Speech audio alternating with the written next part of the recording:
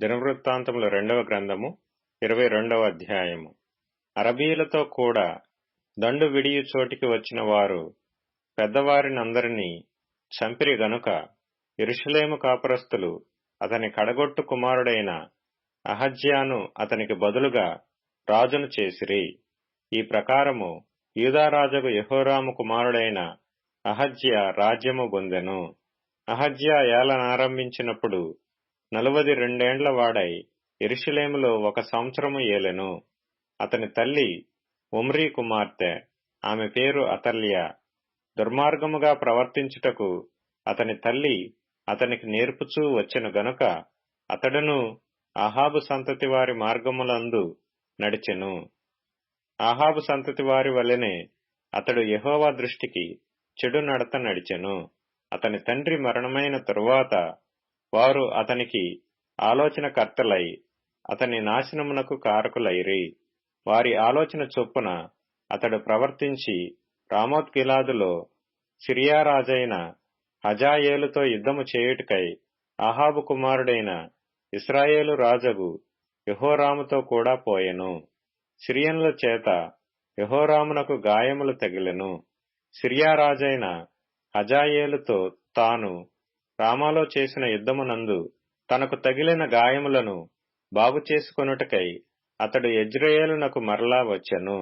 అహాబు కుమారుడైన యెహోరాము రోగియై ఉన్నాడని విని యూదారాజైన యెహోరాము కుమారుడగు అహజ్యా అతని దర్శించుటకై యెజ్రెయేలునకు పోయెను. యెహోరాము నద్దకు అతడు వచ్చుట చేత దేవుని వలన అతనికి నాశనము కలిగెను. ఎట్లనగా అతడు వచ్చినప్పుడు అహాబు సంతతి వారిని నిర్మూలము చేయుటకై యెహోవా అభిషేకించిన నింషీ కుమారుడైన యెహూ మీదికి అతడు యెహోరాముతో కూడా పోగా, యెహూ అహాబు సంతతి వారి మీద తీర్పు తీర్చుటకై వచ్చినప్పుడు అతడు యూదావారి అధిపతులను అహజ్యాకు పరిచారకులుగా నున్న అహజ్యా సహోదరుల కుమారులను చూచి వారిని హతము చేసెను. అతడు అహజ్యాను వెదకెను. అతడు షోమ్రోన్లో దాగియుండగా వారు అతని పట్టుకొని యెహూ నద్దకు తీసుకొని వచ్చిరి.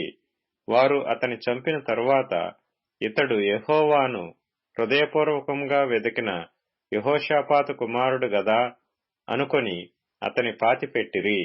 కాగా రాజ్యమేలుటకు అహజ్యా ఇంటివారు ఇక నెవరనూ లేకపోయిరి.